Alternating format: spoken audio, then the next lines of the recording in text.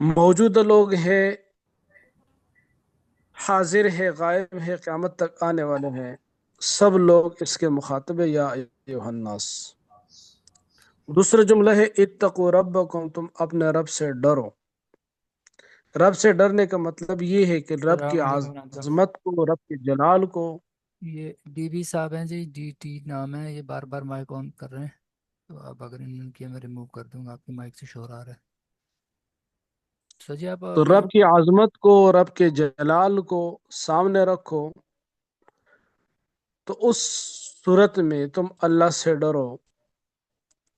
اتقوا ربکم، رب کے نافرمانی سے ڈرو۔ الذی خلقکم من نفس واحدہ، وہ اللہ جس نے تمہیں پیدا کیا ایک ہی جان سے، آدم علیہ السلام سے۔ وخلق منہا، اور انہی نفس سے اللہ نے پیدا فرمائی زوجہا، ان کی بیوی۔ وبث، اور پھیلا دیا منہما، پھر ان دونوں سے، رجالا کثیرا، مرد بہت سارے، ونساء، اور خواتین۔ واتقوا اللہ، اور لوگو تم اللہ سے ڈرو، الذی، وہ اللہ، تساءلون بہ، کہ تم ایک دوسرے سے سوال کرتے ہو، مطالبے کرتے ہو، بھی اس کے نام کے ساتھ یا اس کے ساتھ، والارحام، اور تم ڈرو رحم والے رشتے سے۔ ان اللہ کان علیکم رقیبا، یقینا وہ تمہارے اوپر نگران اور نگہبان ہے۔ سورہ نساء کی جو پہلی آیات ہے، یہ سورہ نساء کے لیے تمہید ہے۔ ماقبل میں 3 صورتیں گزر گئی ہے، بڑی صورتیں، سورہ بقرہ، سورہ آل عمران، اور اس سے پہلے سورہ فاتحہ۔ سورہ فاتحہ پورے قرآن کا خلاصہ تھا۔ سورہ بقرہ میں زیادہ طور پر مخاطب یہود کو فرمایا، اور پھر سورہ آل عمران میں نصارہ کو، اور دونوں کے مجموعے میں مشرکین کو بھی مخاطب کیا۔ یہ وہ معاملات تھے جو باہر کے لوگوں کے ساتھ تھے۔ اس کے ساتھ اللہ رب العزت نے وہ احکام ذکر کیے جو ہر گھر کا مسئلہ ہے، ہر خاندان کا مسئلہ ہے، اور ہر فرد کا مسئلہ ہے۔ اس وجہ سے باہمی معاملات کے لیے یا معاشرتی معاملات کے لیے سورہ نساء میں یہ آیات بطور تمہید کے ہے۔ دوسرے حقوق 2 قسم پر ہے۔ ایک وہ حقوق ہے کہ جو کسی توسط سے حاصل کیے جا سکتے ہیں۔ وہ توسط کیا ہو سکتا ہے؟ جرگہ۔ وہ توسط کیا ہو سکتا ہے؟ قانون۔ آپ کی کوئی چیز لے رہے ہیں، آپ کے پاس ثبوت موجود ہے، عدالت چلے جائے۔ تو یہ دونوں واسطے ہیں، واسطوں کے ذریعے سے حاصل کیے جا سکتے ہیں۔ کچھ حقوق ایسے ہیں کہ وہ ان واسطوں کے ذریعے سے وہ حقوق صحیح طریقے سے حاصل نہیں کیے جا سکتے۔ ان حقوق کی صحیح طریقے سے حصول کے لیے خوف الہی کا ہونا ضروری ہے۔ اور یہ جو باہمی معاملات ہیں، یہ صرف اور صرف خوف الہی کی بنا پر صحیح طریقے سے قائم ہو سکتے ہیں، ورنہ نہیں۔ والدین اپنے اولاد کے لیے زیادہ سے زیادہ رشتہ کر سکتے ہیں، اپنے بیٹے کو سمجھا سکتے ہیں، اپنی بیٹی کو سمجھا سکتے ہیں، اور ان کو سہولتیں مہیا کر سکتے ہیں، لیکن وہ ایک دوسرے کے مزاج کا خیال رکھیں، ایک دوسرے کی خوشی غمی کا خیال رکھیں، ایک دوسرے کے صحت اور بیماری کا خیال رکھیں۔ یہ جو چیز ہے، یہ اس کے لیے کوئی کسوٹی نہیں ہے، کوئی قانون نہیں ہے۔ زبردستی آپ کسی کی گدگدی کر کے اس کو نہیں ہنسا سکتے کہ آپ کی بیوی سامنے کھڑی ہے، آپ گدگدی کر کے کہ یہ اپنی بیوی کے لیے ہنسے، یا کوئی خاتون اس کی بیوی کی گدگدی کر کے اس کو ہنسائے کہ آپ کا شوہر آیا۔ یہ جو چیزیں ہیں، اس کے اندر خوف الہی ضروری ہے۔ خوف الہی ہے تو پھر یہ سلسلہ صحیح چلے گا۔ آدمی اپنی ذمہ داری کو سمجھے گا کہ اللہ پوچھے گا، خاتون اپنی ذمہ داری کو سمجھے گی کہ اللہ پوچھے گا، ورنہ ایک دوسرے کے حقوق کو نظر انداز کرتے جائیں گے، ایک دوسرے سے ناراض ہوتے جائیں گے، پوری زندگی جھگڑا جھگڑا جھگڑا، اور اس حال میں بڑھاپا آ جاتا ہے اور موت آ جاتی ہے۔ تو رسول اللہ صلی اللہ علیہ وسلم نے نکاح کے موقع پر بھی نکاح کے خطبے میں یہ آیات پڑھی ہے، اور آپ بھی دیکھتے ہیں کہ علماء نکاح کے خطبے میں یہ آیات پڑھتے ہیں، اسی لیے کہ اس میں باہمی معاملات کے لیے تمہید ہے کہ لوگوں تم اپنے رب سے ڈرو، وہ تمہارا پروردگار ہے، تمہیں پالنے والا ہے۔ تم جو کھا پی رہے ہو، اس صحت اور بیماری کا مسئلہ ہے، بڑھاپے نوجوانی کا مسئلہ ہے، مرد خاتون کا مسئلہ ہے، بارشوں کا سلسلہ ہے، قحط سالی کا سلسلہ ہے، گرمی سردی لانا ہے، یہ نظام اس اللہ نے اپنے ہاتھ میں رکھا ہے۔ لہٰذا تم جو بھی معاملات کرو تو اس رب کو سامنے رکھتے ہوئے کرو، اس کے وقار کو، اس کے دبدبے کو، اس کے روب کو، اس کی جلال، اس کی عظمت کو، اور مخالفت کی صورت میں اس کے عذاب کو، اس کی تنبیہات کو سامنے رکھو۔ شادی کے موقع پر بھی مقصد یہ ہوتا ہے کہ رشتہ تو تمہارا ہو گیا، ظاہری اسباب کے درجے میں ہو گیا، اب تم خدا کا خوف رکھو، شوہر تو خدا کا خوف رکھے، اور جو بیوی کے حقوق ہے وہ ادا کرو، اس کی کوئی ایسے حق تلفی نہ ہو کہ دنیا میں اس کے متعلق کوئی قانون نہیں ہے اور اندر و کھاتے اس کے حق تلفی ہو۔ خاتون کو کہا جا رہا ہے کہ تو بھی خدا کا خوف رکھے، شوہر کے حق تلفی نہ ہو۔ تو یہ آیات بطور تمہید کے ہے، سورہ نساء کے لیں تو یا ایھا الناس، اے لوگو، اتقوا ربکم، تم ڈرو اپنے رب سے، اپنے رب کی نافرمانی سے، نافرمانی کی صورت میں رب کے عذاب سے۔ الذی، وہ اللہ، خلقکم، جس نے تمہیں پیدا کیا، من نفس واحد، ایک ہی انسان سے، ایک ہی جان سے، ایک ہی نفس سے، وہ حضرت آدم علیہ السلام تھے۔ سب سے پہلے حضرت آدم علیہ السلام کے بدن سے اللہ رب العزت نے حضرت حوا کو پیدا فرمایا۔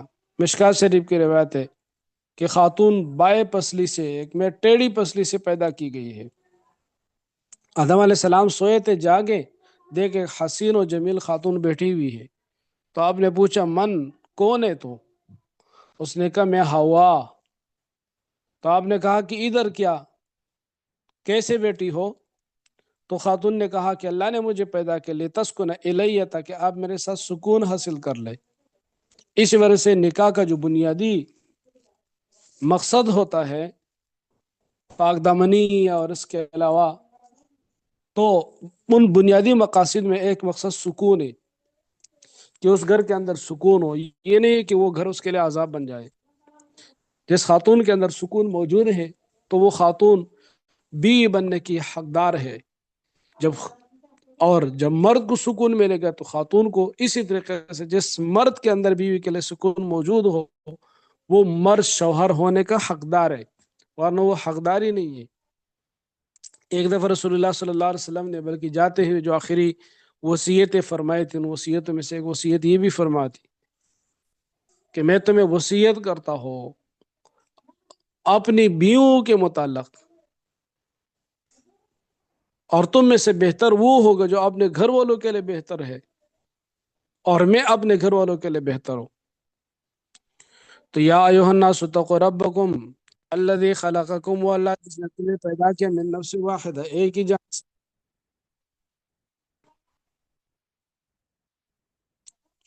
وخلق منہا، اور پیدا فرمائے اسی نفس زوجہا، ان کی اہلیہ، ان کی بیوی، ان کا جوڑا، وبث، پھر اللہ رب العزت نے پھیلائے، منہما، ان دونوں سے، رجالاً کثیرا، بہت سارے مرد، ونساء، اور بہت ساری خواتین۔ ابھی دنیا بھری ہوئی ہے، جدھر بھی جائے قدم رکھنے کی جگہ نہیں ہے، انسان انسان ہے، پوری دنیا قانون سازی کر رہی ہے اور دوائیاں بیچ رہی ہے کہ لوگ کم سے کم پیدا ہو، تو وہ نساء، اسی لیے کہ دنیا کے اوپر لوگ بوجھ بن رہے۔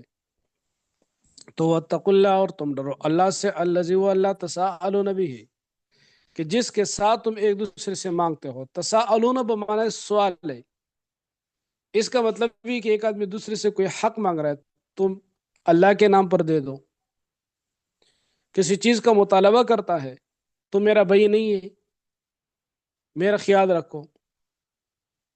کسی چیز کے لینے دینے کا سلسلہ چل رہا ہے، خدا کو اس کے اوپر گواہ بنا رہا ہے، اللہ ہمارے اس کام کے اوپر گواہ ہے، میں آپ کو یہ چیز واپس کر دوں گا، کر دوں گی۔ تو جس اللہ کے نام کو تم ان معمولی چیزوں کے لیے استعمال کر رہے ہو کہ اللہ گواہ ہے اور اللہ کے نام پر دے دو اور خدا کا خوف رکھو، مجھے نہ مارو، اللہ سے ڈرو، تو ایسے نہیں کہ یہ ان چیزوں کے لیے ہے اللہ کا نام، بلکہ جب وہ اللہ اتنے عظمت والا ہے جس کے ذریعے سے تم اپنے معمولی معمولی کام کے لیے اس خدا کا نام درمیان میں لاتے ہو، تو تم اس خدا کی عظمت اور جلال کو سامنے رکھتے ہوئے اس سے ڈرو بھی، کہ کہیں اس کی نافرمانی نہ ہو جائے۔ اگر دوسرے کے لیے وہ حاضر ناظر ہے اور دوسرے کو تم کہتے ہو کہ خدا کا خوف کرو، یا کوئی چیز اللہ کے نام پر دے دو کہ وہ بہت بڑا عظمت والا ہے، اسی لیے اس کا نام لے کر وہ دوسرا آدمی مجبور ہو جائے گا، آپ کو دے گا، تو خود بھی اس کا خوف رکھو۔ یہ نہیں کہ دوسری نصیحتیں دوسرے کے لیے ہو اور ڈرانے اور مطالبے کے لیے خدا کا نام دوسروں کے لیے استعمال کرے، خدا اپنا آپ بھول جائے۔ والارحام، اس طریقے سے اتقوا الارحام، ارحام رحم کی جمع ہے۔ یہ بچہ دانا، یعنی وہ جگہ جہاں پر بچہ پرورش پاتا ہے اور اس کے بعد پھر وہ دنیا میں آتا ہے۔ یہ جو رحم ہے، رحم سے ڈرنے کا مطلب کیا ہے؟ یہاں پر رحم سے ڈرنا نہیں ہے، رحم کے متعلق ڈرو۔ ایک حدیث میں ہے اللہ رب العزت نے فرمایا کہ میں نے جو لفظ رحم ہے یہ اپنے نام رحمان اور رحیم سے نکالا ہے، اور قیامت کے دن میں اسی کے اوپر فیصلہ کروں گا۔ قرآن کریم اور احادیث مبارکہ میں صلہ رحمی کی بڑی ترغیب دی گئی ہے، بلکہ ایک حدیث میں تو یہ بھی فرمایا کہ جو آدمی یہ چاہتا ہے کہ میری عمر کے اندر اضافہ ہو، میرے مال کے اندر اضافہ ہو، تو اس کو چاہیے کہ صلہ رحمی کرے۔ اور ایک روایت میں یہ بھی ہے کہ لا يدخل الجنت قاطع الرحم، جو رحم والے رشتے سے مراد خونی رشتہ ہے، جیسے ماں ہے، باپ ہے، دادا ہے، دادی ہے، نانا نانی، بیٹا بیٹی، نواسا نواسی، بھائی بہن، یہ خونی رشتے، پھوپھی یہ خونی رشتے، یا آپ کے خون میں چچائیں یہ خونی رشتے۔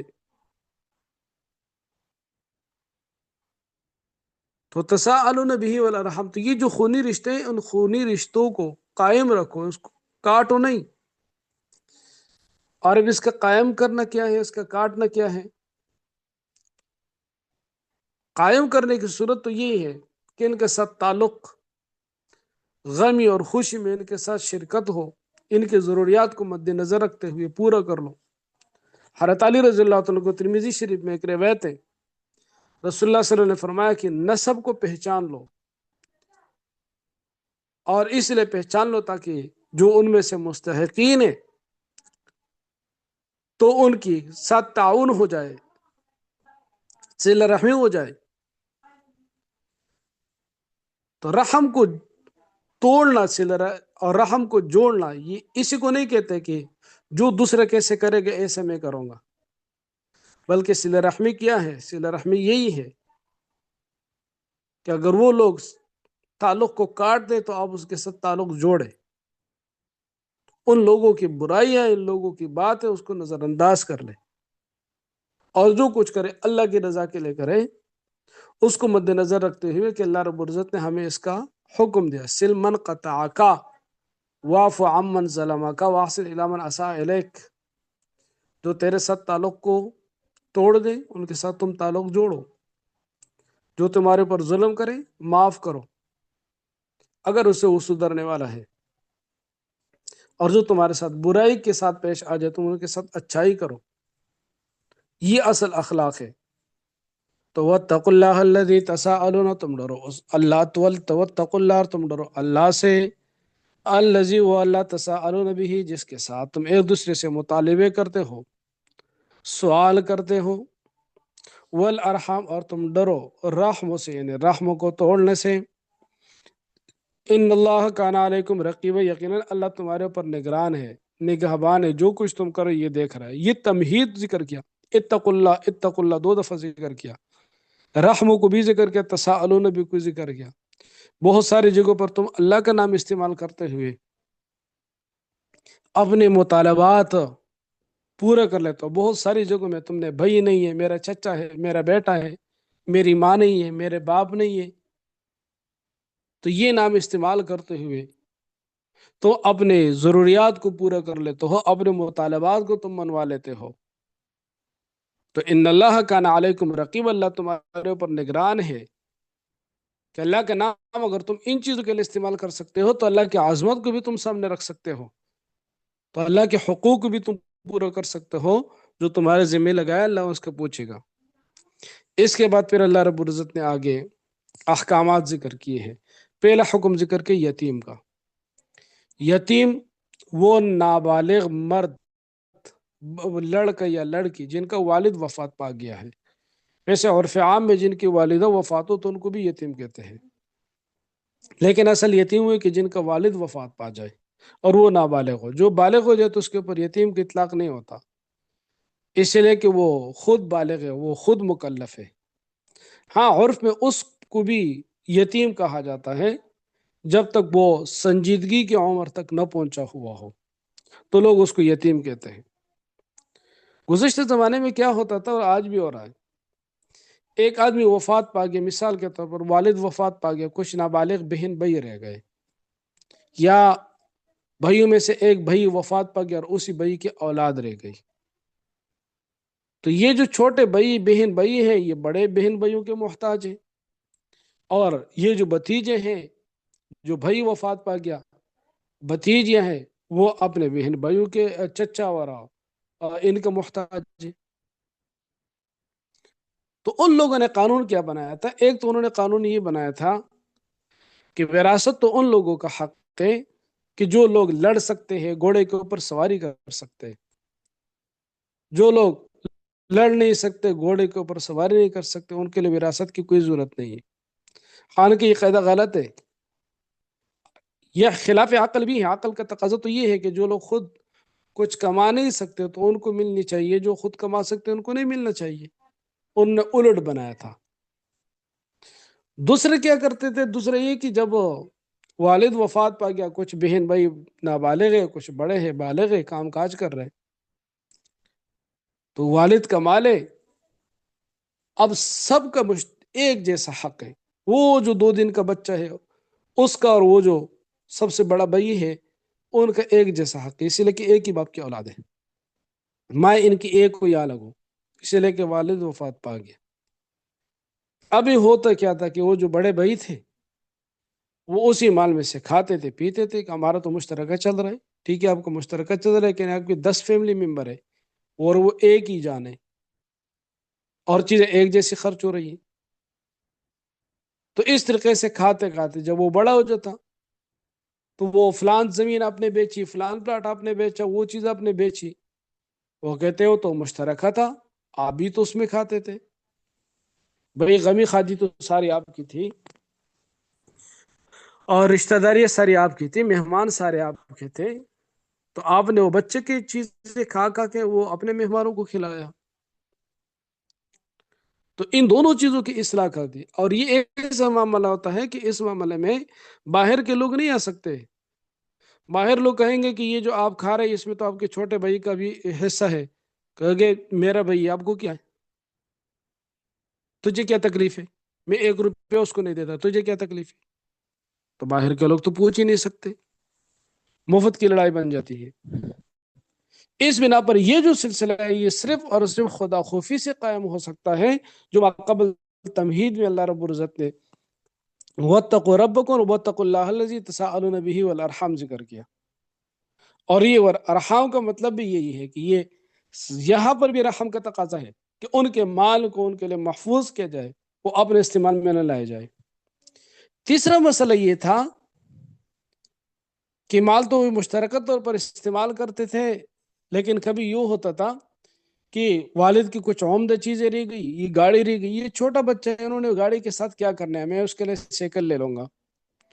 وہ سائیکل کے اوپر آتا جاتا یہ گاڑی استعمال کر رہا ہے. بھائی گاڑی اور سائیکل میں فرق ہے؟ نہیں، وہ تو چھوٹا ہے نا، اس کو تو گاڑی نہیں دے سکتے. تو جب ان کو گاڑی نہیں دے سکتے پھر گاڑی کی قیمت لگا لیں، اس میں سے جتنا حصہ ان کا بنتا ہے وہ حصہ ان کے لیے الگ کر دے، اس حصے پر اس کے لیے کوئی چیز خریدے. تو کیا کرتے تھے؟ ایک عمدہ چیز اور ایک گھٹیا چیز اس کا تبادلہ کرتے تھے. اچھی اچھی چیزیں خود لے لی، 2 کمروں میں وہ رہتے، اس کو برامدے میں سلا دیا، اچھے اچھے بسترے خود، وہ بڑے وہ چھوٹا ہے کوئی نہیں، وہ پیشاب بھی کرتے ہیں رات کو بستر میں، اسی وجہ سے ان کے لیے وہ بیکار بستر ان کے لیے الگ کر دیا۔ جب چیز والد کی رہ گئی ہے تو سب کی ہے، ہر چیز میں سب کا حق ہے۔ تیسرا چوتھا کام یہ کرتے تھے، بھائی وفات پا گیا، بھائی کی اولاد ہے، لڑکے ہیں لڑکیاں ہیں، ابھی کیا کرتے تھے، وہ بچی کا نکاح اپنے بچے کے ساتھ کرتا تھا، نہ اس بچی کو دلچسپی ہے، لیکن پھر بھی وہ بچی ہے تو انہوں نے کر دیا، انہوں نے کیا کہنا تھا، لیکن آپ کے بچے میں اس بچی کے لیے کوئی دلچسپی نہیں ہے۔ اب جب ان کو لایا گیا تو ان کو نہ وہ پیار ملتا ہے، نہ وہ محبت ملتی ہے، نہ وہ میاں بیوی کے درمیان جو بے تکلفی ہے وہ ملتی ہے، پارٹنر ہے۔ اور یہ دوسرے چکر میں، یہ تو میرے باپ نے میرے لے کر، میں تو اس کو نہیں چاہتا تھا، میں تو اپنے لے اور شادی کروں گا۔ کچھ دنوں بعد پھر ماں بھی بچے کے ساتھ ہو جاتی ہے کہ ہاں یہ تو بڑی نکمی ہے۔ تو اللہ رب العزت نے فرمایا کہ اگر ایسی بچی تمہاری ہے، تم اس کو باہر نہیں دینا چاہتے، گھر کے اندر کرنا چاہتے ہو تو گھر کے اندر کر لو، شریعت نے اس کو منع نہیں کیا، لیکن اس شرط پر کہ تم اس خاتون کے ساتھ انصاف کر سکتے ہو۔ ایک تو یہ بے انصافی ہوتی، دوسری بے انصافی یہ ہوتی تھی کہ اگر یہ باہر کرتے تو اس کے لیے الگ کمرے کا انتظام کرتے، فرنیچر کا انتظام کرتے جو رواج میں ہے۔ اب یہ گھر کی بچی ہے تو اس کے لیے نہیں، کسی چیز نہیں، ضرورت ہی نہیں ہے، ایک ہی گھر ہے ہمارا، کیا ضرورت ہے، بس ایک چرپائی کے اوپر ان کو لٹا دیا، سلا دیا۔ تیسری زیادتی اس کے ساتھ یہ ہوتی تھی کہ باہر کی بچی ہے تو اس کے لیے کوئی مہر شہر رکھ لیا اور پھر موقع کے اوپر دے دیا، اور شادی کے لیے کوئی جوڑے چھوڑے دے دی، نہیں نہیں، یہ تو گھر کی بات ہے، بکری کی طرح اس کو پکڑ کر ایک کمرے سے دوسرے کمرے میں باندھ لیا۔ بھائی جو آپ کے عرف کے اندر چل رہا ہے، جو مہر کا چل رہا ہے، جو کپڑوں کا چل رہا ہے، جو اس کے لیے کمرے کا الگ ایک تصور چل رہا ہے، وہ تمام کی تمام چیزیں اگر کر سکتے ہو تو یہ کرو، اگر وہ نہیں کر سکتے تو پھر یہ زور زبردستی نہ کرو، یہ جانور نہیں ہے، یہ انسان ہے، پھر اس کی باہر کہیں شادی کر لو، اور اپنے لیے جو تمہیں پسند ہو، ایک کے بجائے دو پسند ہو، دو کے بجائے تین پسند ہو، تین کے بجائے چار پسند ہو، کر لو، تاکہ ان کی بھی زندگی خراب نہ ہو، تمہاری بھی زندگی خراب نہ ہو۔ تو ان چار احکامات کو اللہ رب العزت نے ذکر کیا، فرمایا کہ وَآتُوا الْيَتَامَىٰ أَمْوَالَهُمْ، اور تم یتیموں کو عطا کر دو، اموالہم، ان کے اموال، جو یتیموں کا حق ہے ان کو دے دو۔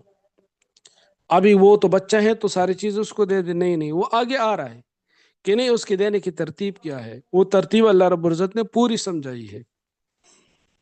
تو وَآتُوا الْيَتَامَىٰ، تم دے دو یتیموں کو اموالہم، ان کے اموال، وَلَا تَتَبَدَّلُوا، اور تم تبدیل نہ کرو الخبیث، گھٹیا چیز کو بالطیب، عمدہ چیز کے ساتھ، کہ گھٹیا چیزیں ان کے کھاتے میں ڈال دی، اور جو عمدہ چیزیں ہیں وہ خود رکھ لی۔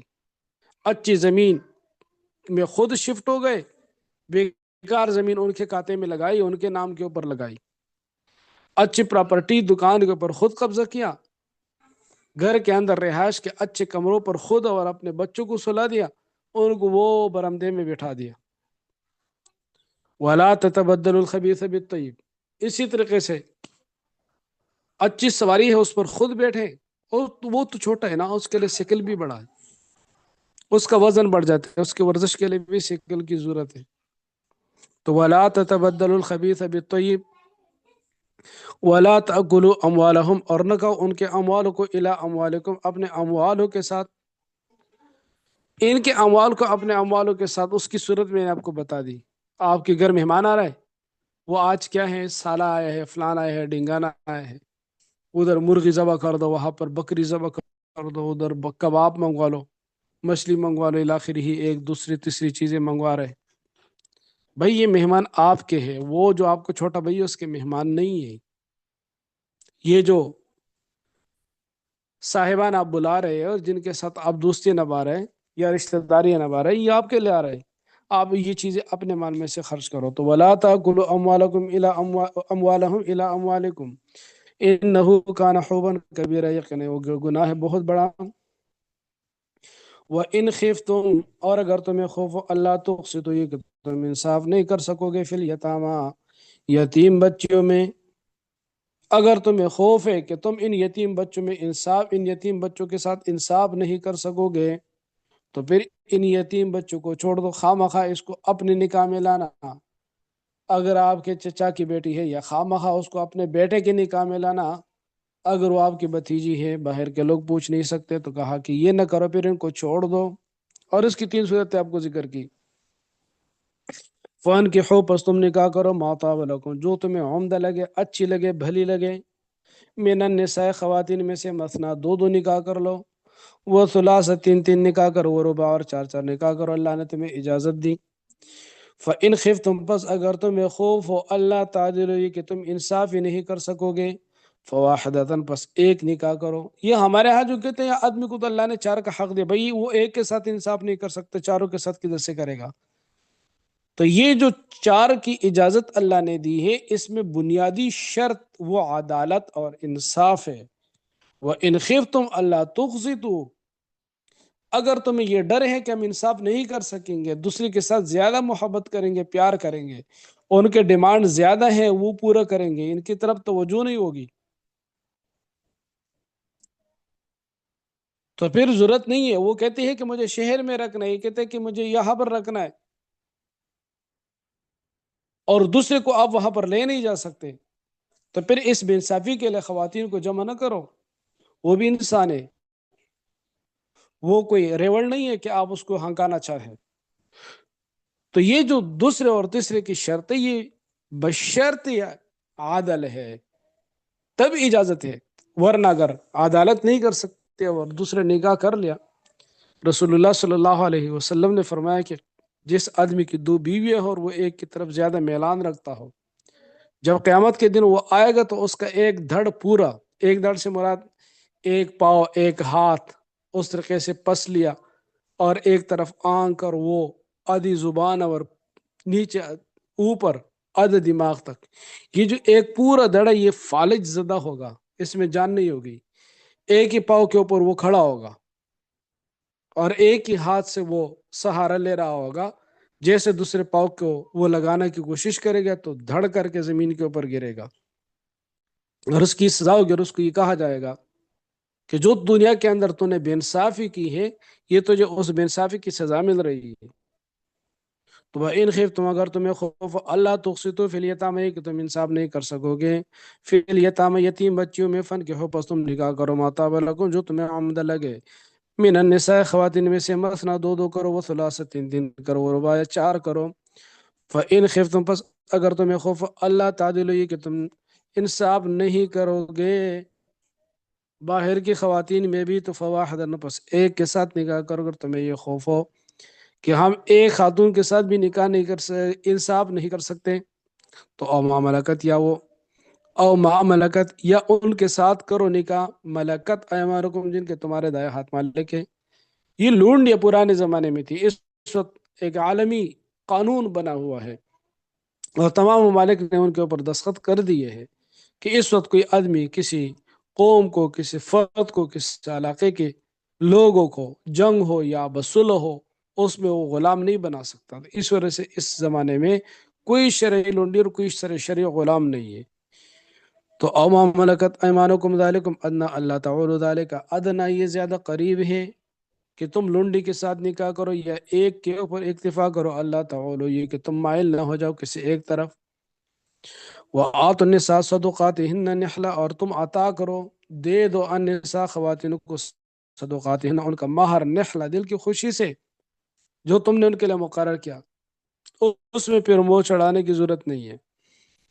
ہاں تم ان کو دے دو، فَإِن طِبْنَ لَكُمْ، پس اگر خوشی سے دے دے، لکم، تمہارے لیے، عن شیء منہ، اسی میں سے کوئی چیز، پورا مہر تمہیں دے دے یا مہر کا کچھ حصہ تمہیں واپس کر دے، تم نے 1,00,000 روپے 2,00,000 روپے مہر رکھا ہے، یہ لے لو، اور اس نے وہ اپنے پاس پیسے رکھ کے یا کہا کہ میں نے اس کے ساتھ کیا کرنا ہے، یہ آپ لے لے، کسی کام میں لگائے، یہ آپ کے پیسے ہیں، میری طرف سے آپ کو گفٹ ہے، یا آپ نے ان کے لیے زیورات بنائے ہیں، کسی وقت آپ کے اوپر حالات آ گئے، خاتون نے اپنے زیورات، یہ زیورات جا کر بیچ دو، کوئی مسئلہ نہیں ہے، زیورات پھر آ جائیں گے، لیکن ہم اس مصیبت سے نکلے تو پھر آپ کے لیے جائز ہے. لیکن یہ زور زبردستی نہیں کہ اس کو پتہ ہے کہ معاف کر دو معاف کر دو ورنہ میں فلان کروں گا میں ڈنگان کروں گا. وہ کہتے ہیں معاف کر دے بس معاف کر دیے تو اس کو معافی نہیں کہتے. تو فَإِن تِبْنَ لَكُمْ پس اگر وہ خوشی سے دے دے فَإِن تِبْنَ لَكُمْ نَفْسًا اگر وہ دل کی خوشی سے دے دے تمہیں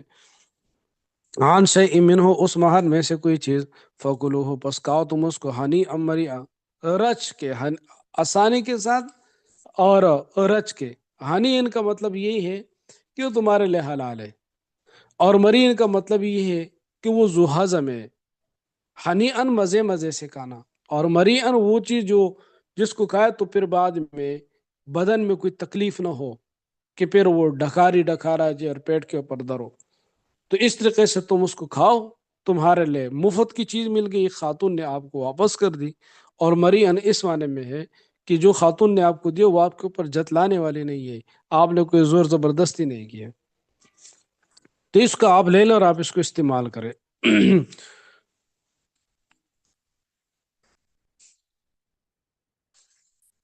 وَلَا تُؤْتُوا السُّفَهَاءَ اور تم نہ دو بیوقوفوں کو اموالکم اللہ. یہ پہلا والا مسئلہ آپ کو ذکر کیا کہ وَآتُوا الْيَتَامَ أَمْوَالَهُمْ یتیموں کا مال یتیموں کے حوالے کر دو. اب سوال یہ پیدا ہوتا ہے کہ والد وفات پا گیا اب چھوٹے بہن بھائی ہے بڑے بہن بھائی اگر وہ سارا کا سارا مال تقسیم کر دے اور ان کے مال کے پیسے بنتے ہیں یا چیز بنتی ہے یا دکان ہے فیکٹری ہے ان کے حوالے کر تم جانو تمہارا کام جانے. وہ تو نہ سمجھے وہ تو فضولیات میں اس کو اڑائیں گے. پھر خاص طور پر اگر ان کو کوئی بیوقوف دوست مل گیا اور دیکھا دیکھی انہوں نے دوسرے بچوں کو دیکھ لیا تو دیکھا دیکھی دوسرے بچوں کو دیکھا دیکھی وہ بھی وہی کام کریں گے جو لوگ کرتے ہیں. اسی لیے کہ ہر آدمی اپنا خرچہ اپنے آمدن کے مطابق کرتا ہے. ایک ہی کلاس کے اندر 10 بچے رہتے ہیں ایک بچہ جو ہے وہ 500 روپے روزانہ لاتا ہے ایک بچہ 50 روپے لے آتا ہے ایک بچہ 10 روپے روزانہ لے آتا ہے. تو یہ جو 10 روپے اپنے بچے کو دیتے ہیں ان والدین کو بھی اگر 500 روپے وہ دے سکتے تو اپنے بچے کو دیتے ہیں لیکن وہ نہیں دے سکتے. وہ اپنی پسلی کو دیکھ کر وہ آگے اپنے بچوں کو چیزیں دیتے ہیں. تو اگر یہ مال اس بچے کے حوالے ہو جائے تو وہ 500 روپے والا بچے کے کام کرنا شروع کریں گے تو اڑا کر رکھے گا. اسی وجہ سے اللہ رب العزت نے وَآتُوا الْيَتَامَ أَمْوَالَهُمْ جو حکم دیا آگے اس حکم کو پھر واضح کر دیا کہ اگر وہ بہن بھائی چھوٹے ہیں یا وہ بھائی وفات پا گیا وہ بھتیجے ہے بھتیجیا ہے وہ چھوٹی ہے یا چھوٹے ہیں تو ان کے اموال ان کو نہ دو جب تک نابالغ ہیں ان کے اموال تو ان کو دو ہی نہیں اور جب بالغ ہو جائے تو پھر ان کا امتحان لو وَابْتَلُوا الْيَتَامَ فِي أَمْوَالِهِمْ یتیموں کے امتحان لے لو ان کے اموال میں ان کو آزماؤ پہلے ان کو ہفتے کا خرچے دے دو سمجھاؤ ان کو کہ یہ چیز لینی ہے یہ چیز لینی ہے یہ چیز لینی ہے یہ آپ کی ضرورت ہے یہ آپ کا مال ہے ہمارے پاس امانت ہے. پھر ان کو 2 ہفتے کے پیسے دے دو پھر دیکھ ان سے حساب کتاب لے لو کہاں پر خرچ کرتے ہیں. پھر ان کو مہینے کے پیسے دے دو پھر دیکھو کہاں پر خرچ کرتے ہیں. ان کے ذمہ کوئی کام لگاؤ اور ان کو پیسے دے دو ان میں سے کتنے پیسے بچاتے ہیں کتنے لگاتے ہیں. جب تمہیں پورے یقین ہو کہ ہاں اب یہ بچہ اپنے پیسوں کو ضائع نہیں کرے گا اب ان کی ساری کی ساری چیزیں ان کے حوالے کر دو. اور اگر اس کے اندر عقل ہی نہیں آتی بلکہ وہ کسی نشے کے اندر مبتلا ہے یا وہ عقل کے اعتبار سے انتہائی کمزور ہے لوگوں کے باتوں میں آ جاتا ہے دھوکہ کھا جاتا ہے پھر ان کے مال ان کو دو نہیں ان کی جتنی بھی ضروریات ہیں ان ضروریات کو خود پورا کرو. کپڑے کی صورت میں ہے کھانے پینے کی صورت میں تو اس کو صفی اس معنی میں کہا ہے کہ وہ انجام سے بے خبر ہے بے وقوف ہے اور کوئی بھی ان کے ساتھ ٹکر جائے اس کو ورغلائے تو ان کے ورغلانے سے ورغلا جائے گا. تو ولا تو السفہاء بیوقوف کو نہ دو اموال کو اپنے اموال ان کے اموال ہے لیکن ان کو اپنے اموال کی طرح رکھو اس وجہ سے اپنے اموال کے ساتھ ذکر کیا. التی وہ اعمال جعل اللہ کے اللہ نے بنائے ہیں لکم تمہارے لیے قیامن، قیام کا ذریعہ، قائم رہنے کا ذریعہ۔ یہاں پر قیام دو معنی میں ہے۔ قیام جس جس مال میں اللہ نے تمہارے لیے قیام یعنی نگرانی اور نگہبانی مقرر کی ہے، تم نگران ہو اور وہ تمہارے ماتحت ہے، اس معنی میں کہ تم بڑے ہو وہ چھوٹے ہیں، یا تم سمجھدار ہو بے سمجھے۔ یا قیامن کا مطلب یہ ہے کہ یہ مال تمہارے لیے قیام کا ذریعہ ہے۔ مال ہے تو کچھ کھائیں گے، کچھ پیئیں گے، کچھ اوڑھیں گے، کچھ پہنیں گے، کچھ علاج معالجہ کریں گے۔ اگر مال نہیں ہے تو پھر یہ چیزیں تو مشکل ہو جائے گی۔ اسی لیے کہ پرندوں کی طرح تو نہیں ہے کہ صبح اڑ جائے وہ جہاں پر کوئی چیز کھا لے اور پھر شام کو واپس آئیں گے۔ انسان ہے، ایک منصوبے کے تحت انسان رہتا ہے، ایک عزت اور وقار کے ساتھ رہتا ہے، اور پھر یہ کہ اپنی چیزوں کے ساتھ محدود رہتا ہے، دوسرے کے چیزوں میں تو نہیں۔ جیسے پرندوں کے لیے کوئی بارڈر تو نہیں ہے، وہ جا کر کسی کی بھی کھیت میں وہ بیٹھ گئے اور وہاں سے دانہ کھا لیا۔ تو جعل اللہ لکم قیامن، تو یہ مال تمہارے لیے قیام کا ذریعہ ہے۔ وارزقہم، تم ان کو کھلاؤ، فیہا اس مال میں سے، وقسوم، ان کو پہناؤ، وقولوا لہم، اور تم ان کہو، قولا معروفا، بلی بات، دستور کے مطابق بات۔ ان کا مال ہے، ان کو کھلاؤ، ان کو پلاؤ۔ وقولوا قولا معروفا، ان کو بھلی بات کہو۔ اس کا کیا مطلب ہے؟ اس کا مطلب یہی ہے کہ تم نے ان کے مال کے اوپر نگرانی شروع کی، ان کا مال ان کو نہیں دے رہے ہو، تو لوگ ان کو ورغلائیں گے تمہارے خلاف کہ دیکھو تمہارے چچا تمہارے مال کے اوپر بیٹھا ہوا ہے، وہ آئے گا کہ یہ مال تو ہمارا ہے، ہمارا مال دے دو۔ کبھی کہیں گے تو ڈاکو بن کر بیٹھا ہوا ہے، کبھی کہتے کہ تو غاصب بن کر بیٹھا ہوا ہے، کبھی کیا کہیں گے، کبھی کیا کہیں گے۔ لیکن ان کی باتوں کو آپ برداشت کرو، ان کو دستور کے مطابق بھلی بات کہو۔ بیٹھے یہ آپ ہی کی چیز ہے، میں نے اس کو لے کر کیا کرنا ہے؟ میرا اپنا گزارا ہو رہا ہے، اور جیسے ہی آپ بڑے ہو جائیں گے، آپ کی تعلیم مکمل ہو جائے گی، انشاءاللہ یہ سارے کے سارے چیزیں میں آپ کو دے دوں گا، آپ فکر نہ کریں۔ تو ان کے سخت لہجے لوگوں کے ورغلانے سے، اسی لیے کہ بہت دفعہ لوگ بھی ورغلاتے ہیں، جاؤ پوچھو، ان کو بتاؤ۔ کبھی کبھی تھانے بھی پہنچ جاتے ہیں، ادھر پولیس آ گئی، رپورٹ کر دی کہ نہیں ہماری چیز ہمیں حوالے کر دو۔ تو وقولوا لهم قولا معروفا، اور تم کہو ان کو بھلی بات، دستور کے مطابق بات۔ اب جب ان کے اموال ان کے حوالے کرتے ہو تو اس سے پہلے ان کو آزماؤ۔ وابتلوا الیتام، اور تم آزماؤ یتیموں کو، پہلے تھوڑا تھوڑا مال دے کر پھر رفتہ رفتہ اس مدت کو بڑھاؤ، تاکہ آپ کو بھی اندازہ ہو کہ یہ مال ضائع کرتے ہیں یا صحیح استعمال کرتے ہیں۔ تو وابتلوا الیتام، یتیموں کو آزماؤ، حتی اذا بلغوا النکاح، یہاں تک کہ جب وہ پہنچ جائے، جب وہ پہنچ جائے النکاح، نکاح کی عمر تک، بالغ ہو جائے، پھر ان کے مال ان کے حوالے کر دوں۔ فَإِنْ آنَسْتُم مِّنْهُمْ، پس اگر تم نے محسوس کی، جان لی، منہم ان سے، رشدن کوئی بھلائی، کوئی سمجھداری، کہ بھی بچہ سمجھدار ہو گیا ہے، فَادْفَعُوا إِلَيْهِمْ أَمْوَالَهُمْ، تو ان کے اموال ان کے حوالے کر دو، وَلَا تَأْكُلُوهَا، تو ان کے اموالوں کو نہ کھاؤ، اسرافاً، حد سے بڑھ کر، وہ بدارن، جلدی جلدی، ایکبروا، یہ کیوں بڑے ہو جائیں۔ اسراف و بدارن کا مطلب یہی ہے کہ اب تو وہ بھائی چھوٹے ہیں، تو تمہارے پاس چیزیں ہیں، چلو عیاشی کرو، گاڑی ہے، ادھر دوڑاؤ، ادھر دوڑاؤ، مہمان آتے ہیں، کھانے پینے سارے کے سارے سلسلے کرو۔ وہ چھوٹے کی ابھی تک شادی نہیں ہوئی، پھر جب اس کی شادی ہوگی، پھر اس کی بیوی آئے گی، وہ پھر مسائل بنائے گی، جو کچھ کرنے آج کر لو۔ اس کو کہتے ہیں اسراف، حد سے زیادہ خرچ کرنا۔ اور بیدار کا مطلب ہی جلدی جلدی، ان کے بڑا ہونے سے پہلے پہلے۔ تو اسراف کے طور پر بھی اور بیدار کے طور پر بھی اگر تم اس مال کو استعمال کرو گے تو فرمایا کہ یہ نہ کرو۔ اگلی آیت میں پھر اللہ نے فرمایا کہ یہ اگر اس طریقے سے کرو گے تو اپنے پیٹ کے اندر آگ ڈالو گے، آگ۔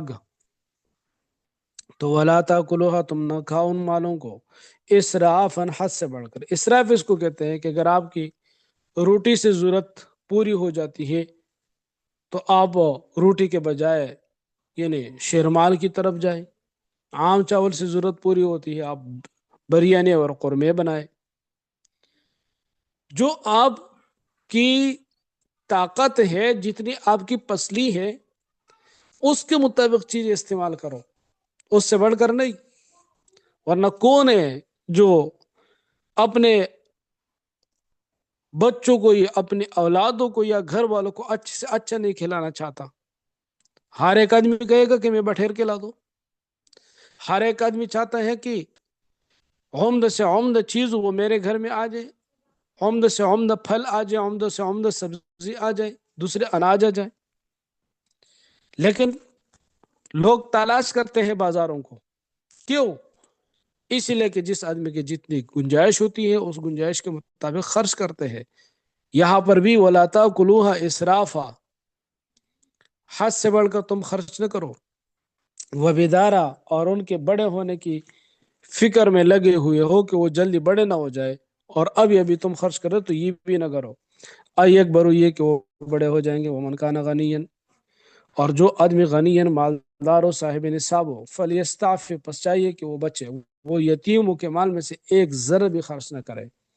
وَمَنْ كَانَ فَقِيرًا، اور جو کوئی فقیر ہو، فَلْيَأْكُلْ بِالْمَعْرُوفِ، پس چاہیے کہ وہ کھائے لیکن بالمعروف، دستور کے مطابق۔ یہ تب ہے کہ جب اس کے مال کے اوپر وہ نگرانی کر رہا ہے، دکانیں مشترکہ طور پر وہ چلا رہا ہے، تو اس سے اپنے دستور کے مطابق جو ایک دیہڑی دار کی مزدوری بنتی ہے وہ آپ لے لے، چونکہ آدھا حصہ آپ کا ہے، آدھا حصہ چھوٹے بھائی کا ہے، تو اس آدھے حصے میں ایک مزدور کی دیہڑی اگر 1,000 روپے بنتی ہے تو آپ ان میں سے 500 روپے لے سکتے ہیں اس کے مال میں سے۔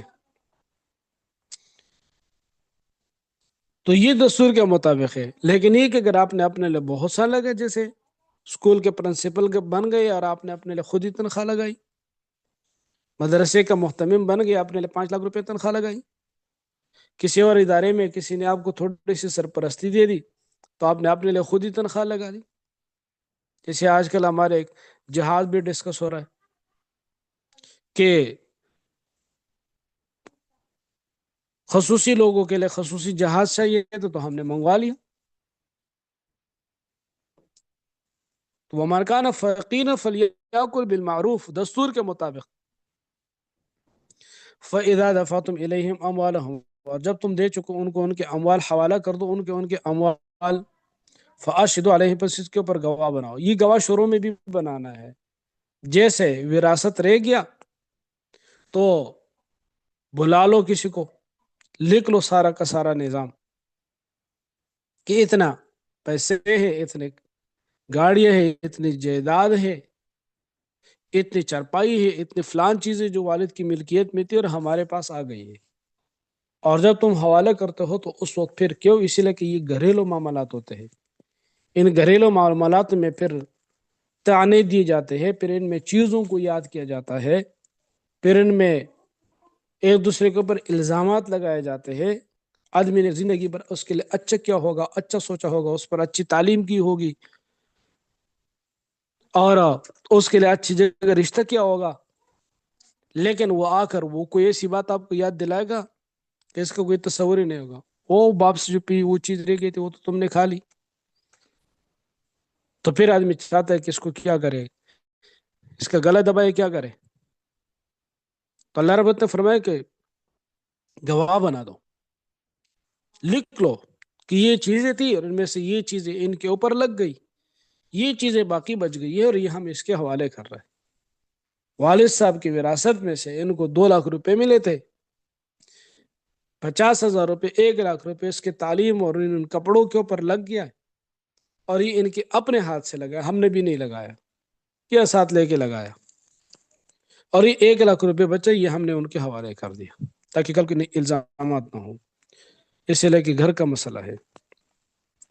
وَكَفَى بِاللَّهِ حَسِيبًا، اگر تم حساب نہ کرو تو اللہ تو حساب کر رہا ہے، اللہ کو پتہ ہے کہ تمہارا کیا ہے، ان کا کیا ہے۔ تم نے ان کے اموال استعمال کیے، اس کے فائدے کے لیے استعمال کیے یا اپنے فائدے کے لیے استعمال کیے۔ لِلرِّجَالِ نَصِيبٌ مِّمَّا تَرَكَ الْوَالِدَانِ، دوسرا مسئلہ وراثت کا تھا۔ وراثت کا مسئلہ کیا تھا؟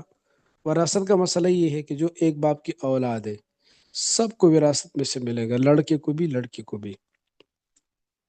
بیوی مر گئی شوہر کو ملے گا، شوہر مر گیا تو بیوی کو بھی ملے گا، والدین کو بھی ملے گا۔ اور جو حصے اللہ رب العزت نے مقرر کیے، کوئی بھی آدمی ان حصے کو بڑھا اور گھٹا نہیں سکتا۔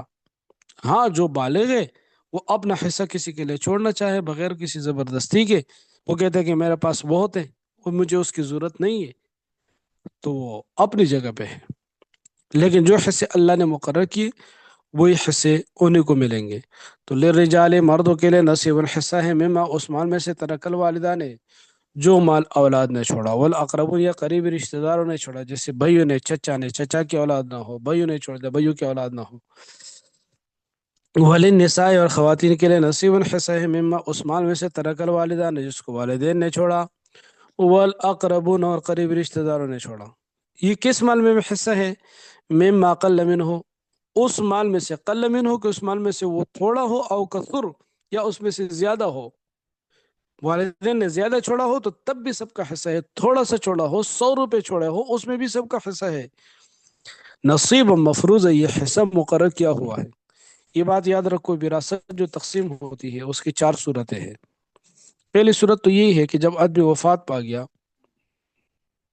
تو ان کا جو مال ہے ان میں سے کفن دفن کا خرچہ، کفن کے اوپر، پھر یہ کہ اگر قبر موجود نہ ہو یا وہاں کی کوئی فیس ہو تو فیس دے کر، اگر دور ہے کہ سواری پر لے جانا ہے تو اس کے پیسے، تو کفن دفن کا خرچہ سب سے پہلے نکالا جائے گا۔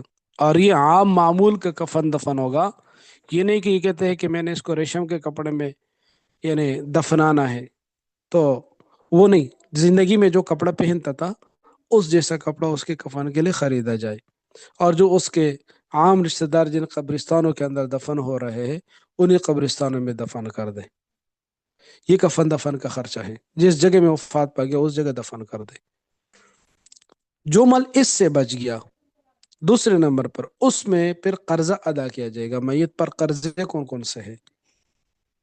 تو قرضے ادا کرتے ہوئے جو مال اس سے بچ گیا، پھر یہ دیکھا جائے کہ میت نے کوئی وصیت کی ہے کہ نہیں۔ اگر اس نے کوئی جائز وصیت کی ہو تو 1/3 حصے تک وصیت نافذ ہو سکتی ہے، تہائی یا تہائی سے کم وہ مال وصیت میں دیا جائے گا۔ اب ان 3 مرحلوں سے جو مال بچ گیا، چوتھا جو حصہ ہے وہ ورثہ کا حق ہے، وہ ورثہ کو ملے گا۔ اور وراثت مال کون سا ہے؟ تو جو کچھ میت کی وفات کے وقت میت کی ملکیت میں تھا وہ وراثت ہے۔ وہ سونا ہو، وہ چاندی ہو، وہ کرنسی ہو، وہ گھر ہو، وہ مال جائیداد ہو، وہ پلاٹ ہو، وہ فیکٹری یا دکانیں ہو، وہ منقولہ جائیداد ہو، غیر منقولہ جائیداد ہو، فرنیچر ہو، کپڑے ہو، ٹوپی، پگڑی، بھلے ایک انگوٹھی بھی ہو تو اس میں بھی سب ورثہ کا حق جو موجود ہے۔ تو یہ تمام کے تمام چیزیں وراثت ہے، یہ نہیں کہ صرف زمین وراثت ہے، کپڑے بھی وراثت ہے، جوتے بھی وراثت ہے، ٹوپی پگڑی تک ساری چیزیں وراثت ہے جو میت کی ملکیت میں تھا وفات کے وقت۔ لیکن اس کی جو تقسیم ہے تو تقسیم مرحلہ وار ہے۔ سب سے پہلے کفن دفن کا خرچہ، پھر دوسرے نمبر پر قرض ہے، پھر تیسرے نمبر پر وصیت ہے، اور ان 3 مرحلوں سے جو بچ گیا چوتھا مرحلہ وہ پھر وراثت ہے، وہ تقسیم کا ہے۔ اب وراثت تقسیم ہو رہی ہے، جب تقسیم ہو رہی ہے تو کچھ ایسے لوگ بھی آ گئے کہ جن کا کوئی حصہ نہیں بنتا۔ اب وراثت تقسیم ہو رہی ہے تو اس میں پڑوس میں یا چچا کا بیٹا ہے جو اپنا حصہ لے چکا ہے، چچا وفات پا گیا، ان کی نابالغ بچے آ گئے، کسی کو چرپائی مل رہی ہے، کسی کو برتن مل رہے ہیں، کسی کو کیا مل رہا ہے، تو وہ بھی آ کر یہاں پر پہنچ گئے، یا ویسے ہی محلے کے یا پڑوس کے کوئی غریب آدمی پہنچ گیا، یا کوئی نابالغ یتیم پہنچ گیا، تو ان کو تو کچھ نہیں ملے گا، اس لیے کہ وراثت تقسیم ہو رہی ہے، کوئی حکومت کا مال نہیں ہے کہ جو بھی آئے تو ان کو پکڑایا جائے۔ لیکن یہاں پر بھی اللہ رب العزت نے جذبات کا خیال رکھا ہے، لوگوں کے جذبات کا اور احساسات کا بھی خیال رکھا ہے کہ جب تم تقسیم کر رہے ہو اور تمہارے پاس کوئی یتیم آ جائے تو کھانے کا وقت تو ان کو اپنے ساتھ کھانے پر بٹھاؤ، ان کو کھانا کھلاؤ، اور اس تقسیم کے وقت اگر وہ حاضر ہوا تمام کے تمام بالغ ہے جو وراثت کو تقسیم کر رہے ہیں، تو خوشی سے اپنے مال میں سے ایک حصہ ان کے لیے الگ کر دو کہ یہ ان یتیموں کا ہوا. کسی کو گلاس پکڑایا، کسی کو جگ پکڑایا، کسی کو کوئی لکڑی شکڑی یا کوئی بستر پکڑایا.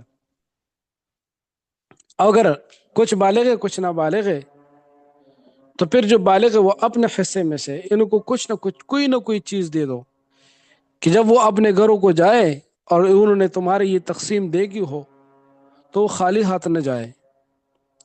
اس کا فائدہ کیا ہوگا؟ اس کا فائدہ یہ ہوگا کہ وہ ایک اپنائیت آپ کے اندر محسوس کرے گا. اور اگر آپ ان کو دے نہیں سکتے تو پھر ان کو دستور کے مطابق بات کہے. دستور کے مطابق بات کیا ہے؟ ان کو یہ کہے کہ یہ چیزیں ہم نے نہیں لی، یہ تو ابا جان کی چیزیں تھی تو وہ ہم آپس میں بانٹ رہے، تو انشاءاللہ موقع آئے گا ہم آپ کے لیے بھی کوئی آپ کی ضرورت ہو تو آپ کے لیے آپ کی ضرورت کی چیز ہم آپ کو لے کر دے دیں گے. تو اس طریقے سے تاکہ وہ بھی یہاں سے مطمئن ہو کر چلے. تو وہ اذا حضر القسمت، اور جب حاضر ہو جائے القسمت تقسیم کے وقت، اے وقت القسمہ، اولو القربہ قریبی رشتہ دار، والیتامى یا یتیم، والمساکین یا مسکین، فرزقوہم منہ، بس اس میں سے ان کو کھلاؤ جو تم کھاتے ہو. اس وقت کھانے پینے کا وقت بھی آئے گا تو ان کو بھی اپنے ساتھ بٹھاؤ، وہ بھی تمہارے ساتھ کھائے. وقولوا لهم قولا معروفا، اور تم کہو ان کو بھلی بات. وَلْيَخْشَ الَّذِينَ لَوْ تَرَكُوا مِنْ خَلْفِهِمْ ذُرِّيَّةً ضِعَافًا. اس مثال کو سمجھنے کے لیے پہلے مثال سمجھو. مثال کیا ہے؟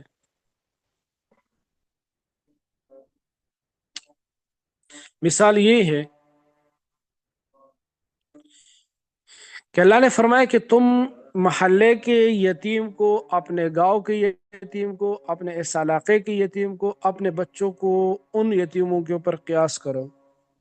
وہ اس طریقے سے تم یوں سمجھو کہ تم وفات پا گئے اور آپ کے بچے رہ گئے، وہ چھوٹے ہیں، کوئی کمائی نہیں کر سکتے اپنے لیے، ابھی پڑھ رہے، کوئی مزدوری نہیں کر سکتے. کمانے والے تم تھے، تم دنیا سے چلے گئے، اب وہ دنیاوی اعتبار سے بھی محتاج ہے، کھانے پینے کی بھی محتاج ہے، کپڑوں کے بھی محتاج ہے. اب تمہارے بچے تمہارے اس پڑوس میں یا رشتہ داروں میں کسی کے گھر پر گئے تو آپ کا دل کیا چاہتا ہے کہ ان کے ساتھ کیسے برتاؤ؟ آپ کا دل یہ چاہتا ہے کہ ہمارے بچوں کے ساتھ یہ برتاؤ ہو کہ جو ان کی ضرورت ہے وہ اپنا سمجھ کر ان کی ضرورت کو پورا کر دیں. کھانے کی ضرورت ہے، پینے کی ضرورت ہے، پہننے کی ضرورت ہے، گھر کے لیے کرایہ کی ضرورت ہے. تو اللہ نے فرمایا کہ جیسے تم اپنی اولاد کے لیے لوگوں سے خیر کی، بھلائی کی، محبت کی، پیار کی امید رکھو گے تو فرمایا کہ اسی طریقے سے دوسرے لوگوں کے لیے بھی وہی احساس رکھو، دوسرے کے بچوں کے لیے بھی وہی احساس رکھو. اور ویسے بھی جو لوگ کمزور ہوتے ہیں تو ان کو اپنی کمتری کا احساس بھی بہت جلدی ہوتا ہے. یتیم بچہ آیا، آپ نے کہا کہ انکل، اس نے کہا انکل، آپ نے کہا جاؤ. آپ کا بیٹا ہے، اس نے کہا ابو جی، آپ نے کہا جاؤ. وہ یتیم اس سے کوئی اور سبق لے گا، آپ کا بیٹا کوئی اور سبق لے گا. آپ کا بیٹا تو یہ سبق لے گا کہ ابو جان غصہ ہے یا وہ مصروف ہے.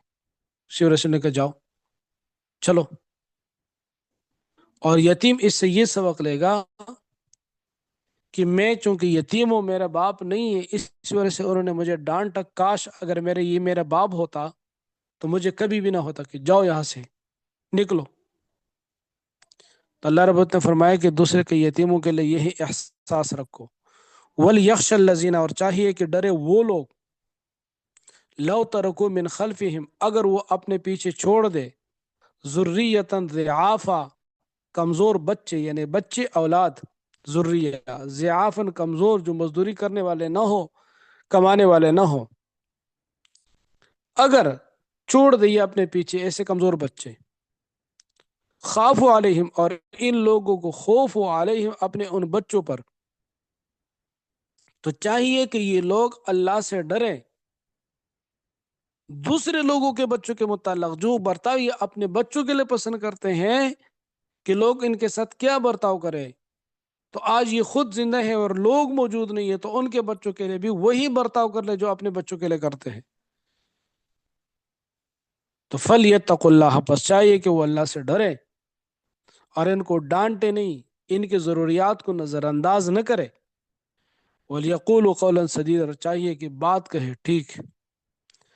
قول سدید کس کو کہتے ہیں؟ سدید ست سے ہے، ست کہتے ہیں آڑ کو۔ وَجَعَلْنَا مِن بَيْنِ أَيْدِيهِمْ سَدًّا وَمِنْ خَلْفِهِمْ سَدًّا،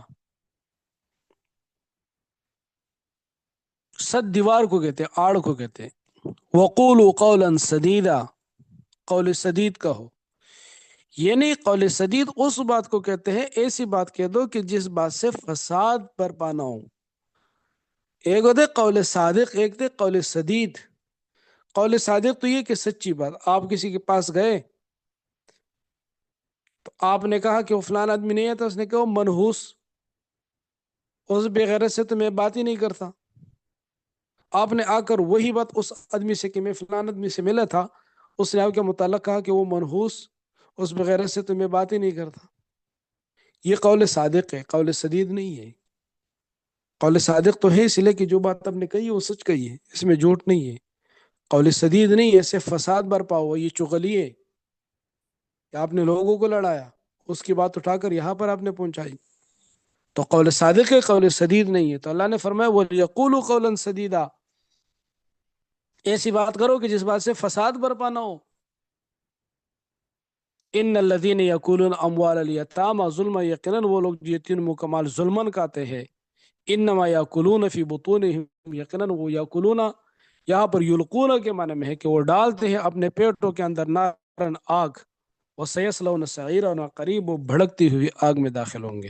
چلو کافی ہے۔